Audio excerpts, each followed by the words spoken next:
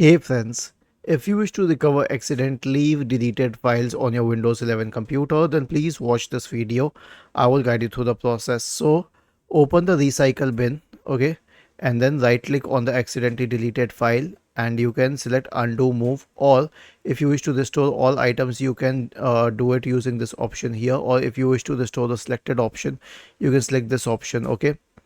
So this is how you can recover them from the recycle bin. The next solution is to perform a system restore on your computer. This is especially true for applications which have been removed. Search for recovery in the Windows search bar and open recovery. Go to open system restore. Choose a different restore point. Next, choose a go to restore point. Next, and then finish and then initiate the process.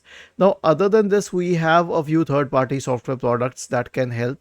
But since they are paid software products, I cannot promote them. But yes, you can consider them too. They do the job even when it is deleted from the recycle bin. Was this helpful? If yes, then please subscribe to the channel. And if not, then let us know in the comment section of the video on how we could help you further. Thank you for watching this video and have a nice day.